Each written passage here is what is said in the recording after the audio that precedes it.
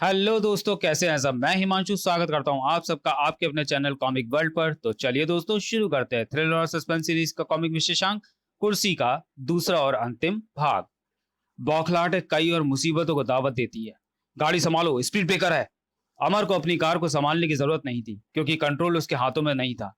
झटके खाने का यह दौर कब तक चलेगा। स्क्रंच, खाक। जैसा मैं सोच रहा हूं वैसा होना चाहिए। खाक। Good, good.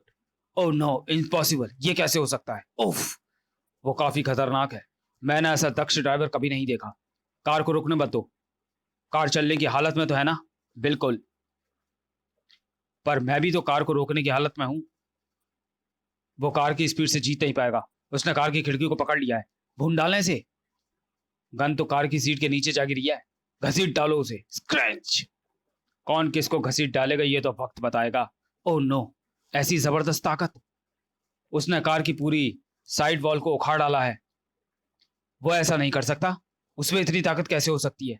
कोई भी इंसान चलती कार के इंजन की हॉर्स पावर को चुनौती नहीं दे सकता। उफ, खून में आया उबाल कैसी भी चुनौती का सामना कर सकता है। Turn turn. बालों के गुच्छे के हथियार बनाकर एक निर्दोष और मासूम जिंदगी के कत्ल ने मेरे खून में भी उबाल पैदा कर दिया है। कोई और समझे ना समझे, मगर मैं समझ गया हूं कि यह कोई हादसा नहीं, यह हत्या का मामला है। क्लैप। एक साइकिल चलाने वाला ना समझ बच्चा भी समझ सकता है कि अगर इसकी उसकी साइकिल के पहिए में बालों के गुच्छे फंस जाए तो साइकिल का पहिया जाम हो जाता है।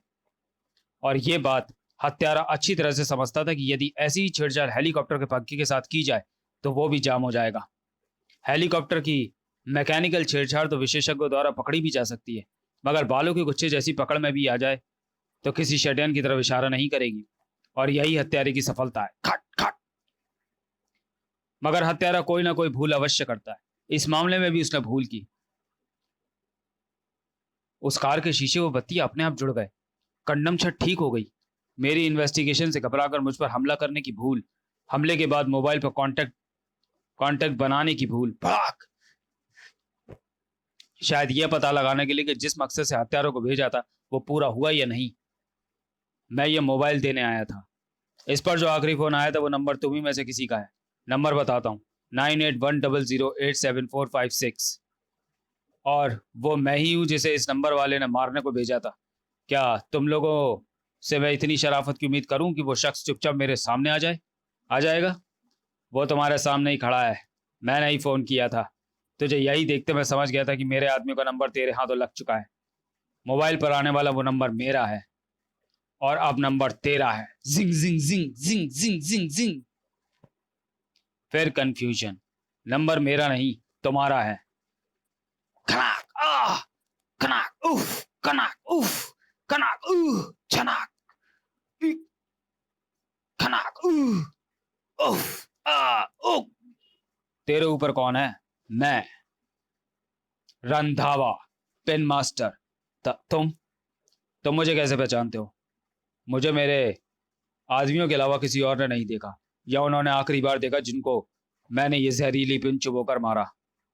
मैं तुम्हें कुछ बताऊंगा तो तुम्हारे होश उड़ जाएंगे। होश तो मैं तुम्हारे उड़ाऊंगा। पिच। आह, ये पिन चुभने के बाद सेकंड से भी पहले गिरती है लाश। हा हा हा हा हा। देखा। देखना तुझे है रंधावा, पिन मास्टर रंधावा। इतनी गोलियां लगने के बाद भी सेकंड से पहले गिरती है लाश। तो कौन हो तुम। कोई नहीं। ध्वज जैसे कर्मठ युवा तो थे। पार्टी ने तय किया है कि प्रशांत बाबू की जगह आपको दी जाए। प्रशांत भाई की जगह कोई नहीं ले सकता। ये तो सच है, मगर किसी ना किसी को तो कमान थामनी ही होगी। लोगों में आपकी लोकप्रियता का ग्राफ भी उतना ही ऊंचा है। लोगों को आपसे भी उतनी ही अपेक्षाएं हैं ध्वज बेटे। मंत्रियों को कुछ और अपेक्षाएं भी थी। विजय जी, वक्त की मांग है। प्रशांत बाबू की मौत के बाद लोगों की सहानुभूति हमारी पार्टी की ओर है, विशेषकर आपके छोटे बेटे ध्वज की ओर। अगर हमारी पार्टी ध्वज को अध्यक्ष बना दे तो इस इलेक्शन में हमारे दल की जीत पक्की है। मगर उसके लिए आपको हिम्मत करके अध्यक्ष की कुर्सी से इस्तीफा देना होगा।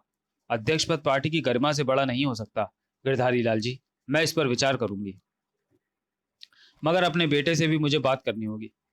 मुझे समझाना होगा। वो इस वक्त कुलियों की हड़ताल रोकने आगराबाद रेलवे स्टेशन पर गया है। फिलहाल आप जा सकते हैं। जनमानस में आपके दोनों बेटों की लोकप्रियता का राज यही तो है। दोनों इंसान को इंसान समझते हैं। दूसरे नेताओं में ये गुण आजकल खत्म हो गया है। कुछ लोग नहीं भूलते कि हम इंसान हैं तो इंसानियत जाहिर करना जरूरी है। सर, सभी कुली रेलवे प्लेटफॉर्म नंबर 10 पर मौजूद है। ठीक है सर, उनकी मांगे हैं कि उनको भी रेलवे कर्मचारी माना जाए और उनको भी ग्रेजुइटी, फ्री यात्रा पास और रेलवे की अन्य सुविधाएं दी जाएं। इस मांग को लेकर एक कुली रेल के आगे कूद कर आत्महत्या कर बैठा है। इसी से आक्रोश पैदा हुआ है।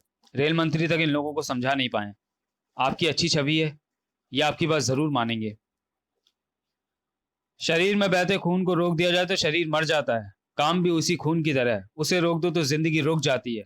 काम रोकने या जान देने से समस्याओं का निपटारा नहीं होता। हड़ताल वापस लो, काम पर जाओ, तुम्हारी सारी समस्याओं का तुरंत समाधान होगा। पब्लिक मीटिंग बंद लाइन वाले प्लेटफॉर्म पर हो रही थी, जहां कोई अनियंत्रित इंजन आ टकराए तो तबाही मचा सकता था। इंजन के ब्रेक फेल हो गए। ओ नहीं! सैकड़ों कुलियों की भगदड़ में कौन साधारण है कौन विशिष्ट, ये प्रश्न नगण्य हो चुका था। भागो! उफ, रुक जाओ, इंजन प्लेटफॉर्म तोड़कर आ रहा है। भीड़ समुद्री ज्वार भाटे की तरह बड़ी चली आ रही है। आप इस ओर रेल पटरी की तरफ भागिए, रेल पटरियों की तरफ कूद जाइए सर, कूदो कूदो। बचाव के लिए उठाए गए कदम मौत की तरफ उठ गए थे, क्योंकि उस पटरी पर आ चुकी थी एक और नॉन स्टॉप ट्रेन। इसे होनी कहें या अनहोनी, मीडिया की चीखें अमर के कानों तक भी पहुंची थी। विजय रूपाले का छोटा बेटा ध्वज हादसे का शिकार।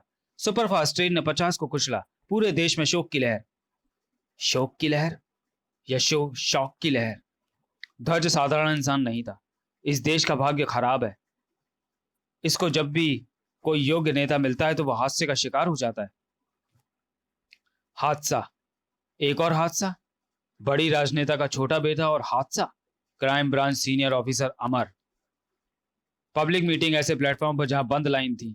खबरों के मुताबिक कुलियों की पीठ बंद लाइन की ओर थी। इंजन जब बंद लाइन से टकराए तो कुली उस दिशा से भागे जहां ध्वज मौजूद था। नेचुरली घबराहट व भगदड़ में लोग खुले स्थान की ओर भागने के लिए प्लेटफॉर्म की दूसरी ओर इन पटरियों पर ही कूदते। एंड उसी समय सुपरफास्ट ट्रेन का आगमन। यह सारी कहानी एक षड्यंत्र का हिस्सा है। सारा देश तो शोक की लहर में डूबा है, मगर वो कौन है जो शोक की लहर में डूबा है?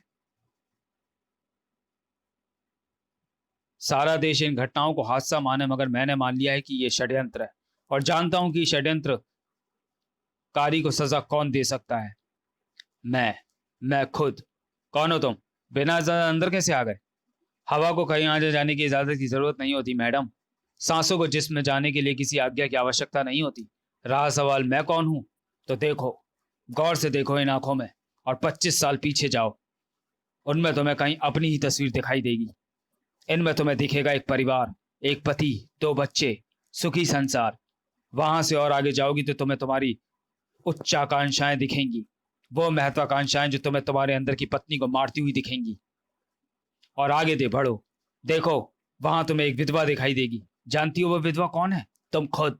वो विधवा तुम्हें खुशी खुशी ये लिबास धारण करती दिखाई देगी, क्योंकि उस लिबास ने एक विधवा को दी है वो कुर्सी जिसे जनता उसके पति को सौंपने की ख्वाहिशमंद थी, जिसे एक हत्यारे पिन मास्टर द्वारा जहरीली पिन चुभोकर कार से बाहर कूद जाने के कारण मिली थी। एक एक्सीडेंटल मौत। उस वक्त उसका शरीर फफोले से भर गया था। फफोलो ने मेरा चेहरा खराब किया, दिल खराब किया। अभी बहुत कुछ है मैडम विजय रूपाले, देखती रहो और देखो, वहां 2 बच्चे जवान होते देखेंगे।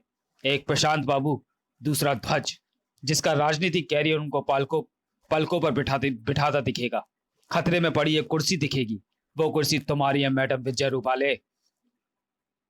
एक और हत्या दिखेगी, प्रशांत बाबू की हत्या, जिसे हास्य का रूप दिया जाता दिखेगा।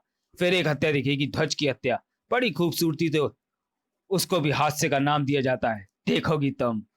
और अब तुम्हें इन आंखों में चारों ओर सिर्फ कुर्सी ही कुर्सी दिखेगी, क्योंकि सभी रिश्ते कुर्सी के नीचे दम तोड़ चुके। कौन हो तुम? कोई नहीं। पिछले 25 सालों से मैं कोई नहीं हूं मैडम विजय रूपाले, क्योंकि मेरा वजूद तुमने छीन लिया। एक पत्नी से उसका पति, 2 मासूम बच्चों से उसका बाप तुमने छीना। राजनीतिक फायदे के लिए तुमने मुझे मरवाया तो मैं चुप रहा।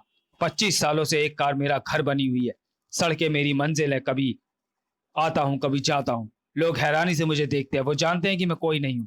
मुझसे भयभीत रहते हैं वो, क्योंकि इंसान दुनिया में जो कोई नहीं होता उसे भूत कहा जाता है। मैं सारी उम्र भटकता रहता, मगर एक एक कर अपने बच्चों की मौत ने मुझे दहला दिया। अरे, माँ तो अपने बच्चों के लिए कुर्बानियां देती है, मगर तुमने तो कुर्सी के लिए बच्चों को ही कुर्बान कर दिया। जब भी जिसके भी कारण तुमने अपनी कुर्सी खतरे में दिखी, तुमने उसे मरवा दिया। तुम्हारे लिए सारे रिश्ते कुर्सी है, इंसानियत कुर्सी है। विधवा का जीवन जिया, निपुथी मरोगी, अग्नि देने वाला भी कोई नहीं रहा। ये कैसी जिंदगी है? इससे तो मौत अच्छी है। आपने ठीक कहा, मौत अच्छी। जिंदगियों को खाने वाला इंसान नहीं, डायन होती है। कुर्सी का मोह मुझे एक औरत से डायन बनाता चला गया। इस जिंदगी से मौत अच्छी। मैडम नहीं रही। समाप्त। तो चलिए दोस्तों, वीडियो को यहीं समाप्त करते हैं और मिलते हैं थ्रिल हॉरर सस्पेंस सीरीज की किसी अगली कॉमिक्स में, अगले वीडियो में। तब तक के लिए धन्यवाद।